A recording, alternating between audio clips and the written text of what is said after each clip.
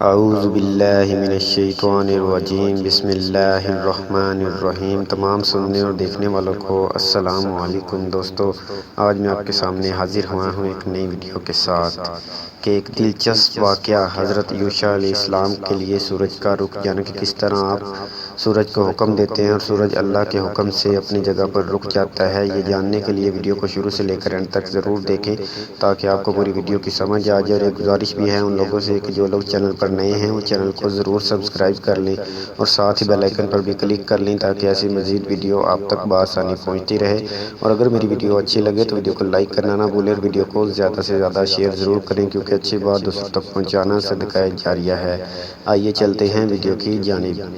حضرت ابو ہریرہ رضی اللہ تعالیٰ عنہ فرماتے ہیں کہ رسول اللہ صلی اللہ علیہ وآلہ وسلم نے فرمایا کہ نبیوں میں سے ایک نبی نے دشمن کے خلاف جہاد کا ارادہ کیا تو اپنی قوم سے فرمایا کہ میرے ساتھ ایسا شخص نہ چلے جس نے حال ہی میں شادی کی ہو اور اس کا شب زفاف منانے کا ارادہ ہو، لیکن ابھی تک اس نے اپنی بیوی کے ساتھ شب زفاف نہ منائی ہو، اور نہ وہ شخص میرے ساتھ چلے جو گھر کی تعمیر میں مصروف ہو اور ابھی تک اس نے گھر کی چھت نہ ڈالی ہو، اور اسی طرح ایسا آدمی بھی میرے ساتھ نہ چلے جس نے بکریاں خریدی ہوں یا حاملہ اونٹنیاں خریدی ہوں جن کے جننے کا اسے انتظار ہو۔ چنانچہ یہ ہدایت دے کر وہ جہاد کے لیے روانہ ہوئے۔ جب اس بستی کے قریب پہنچے جس پر لشکر کشی کا ارادہ تھا تو عصر کی نماز کا وقت ہو گیا۔ انہوں نے سورج کو مخاطب کر کے فرمایا کہ اے سورج، تو بھی حکم کے تابع ہے اور میں بھی حکم کے تابع ہوں، اے اللہ اس سورج کو ہمارے لیے روک دے۔ چنانچہ وہ سورج رک گیا یہاں تک کہ اللہ تعالیٰ نے ان کو فتح نصیب فرمائی تو انہوں نے مال غنیمت جمع کیا۔ پھر اس مال غنیمت کو کھانے کے لیے آگ آئی تو اس آگ نے وہ مال غنیمت نہیں کھایا۔ انہوں نے فرمایا کہ تم لوگوں میں ضرور کوئی خیانت کا مرتکب ہوا ہے، اس لیے ہر قبیلے کا ایک ایک آدمی میرے ہاتھ پر بیعت کرے۔ چنانچہ دوران بیعت ایک شخص کا ہاتھ ان کے ہاتھ کے ساتھ چمٹ گیا۔ انہوں نے فرمایا کہ ضرور تم میں کوئی خائن ہے، بس تیرا قبیلہ میرے ہاتھ پر بیعت کرے۔ جب بیعت کی گئی تو 2 یا 3 افراد کے ہاتھ ان کے ہاتھ کے ساتھ چمٹ گئے۔ انہوں نے فرمایا کہ تم میں کوئی خیانت کا مرتکب ہوا ہے۔ چنانچہ وہ لوگ گائے کے سر کے برابر سونے کا ایک سر لے کر آئے۔ جب اس کو بھی دوسرے مال غنیمت میں رکھ دیا گیا تو آگ آئی اور اس مال کو کھا گئی۔ بعد میں اللہ تعالیٰ نے ہمارے لیے مال غنیمت کو حلال قرار دے دیا۔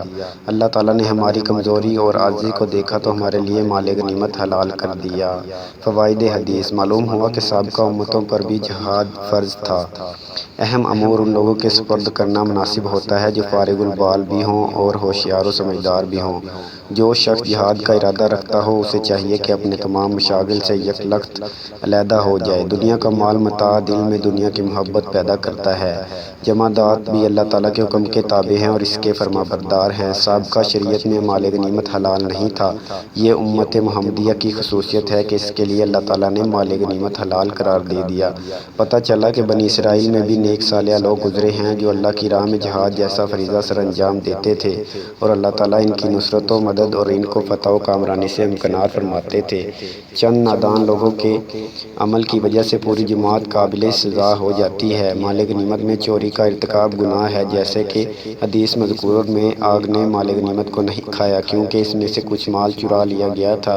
حدیث پاک میں بھی ہے کہ ایک آدمی نے مال غنیمت کی ایک چادر چرا لی تھی تو سزا میں اس کی قبر آگ سے بھر دی گئی تھی۔ نیز فرمایا گیا کہ جو شخص مال غنیمت میں خیانت کا مرتکب ہوتا ہے وہ قیامت کے دن اس چیز کو بھی اپنی پشت پر لادہ ہوا ہوگا۔ معلوم ہوا کہ اللہ تعالیٰ جو چاہتے ہیں کر گزرتے ہیں اور جو چاہتے ہیں حکم دیتے ہیں۔ بے شک نیز خدائی احکام میں انسانوں کی علتوں کو کوئی دخل نہیں ہے۔ کچھ ایسے بھی احکام شریعت ہیں جن کی حقیقت ہماری عقل نارسا سے باہر ہے، اس لیے ہم پر واجب اور ضروری ہے کہ ایسے احکامات کو بلا چون و چرا تسلیم کر کے ان پر دل سے ایمان لائیں اور اس کی حقیقت کو اللہ تعالیٰ کے سپرد کر دیں۔ جیسا مذکورہ حدیث میں آگ کا آسمان سے اترنا اور مال غنیمت کو کھا جانا ایک غیر معقول امر ہے، ہماری ناقص عقلیں اس کی مصلحت سمجھنے سے قاصر ہیں، بلکہ عقل تو کہتی ہے کہ کہ یہ تو مال کا افساد ہے، لیکن اس میں چونکہ اللہ تعالیٰ کا ایک حکم ہے جس کا ہم ادراک نہیں کر سکتے، اس لیے ایسے کام میں ہمارے لیے جائز نہیں کہ ہم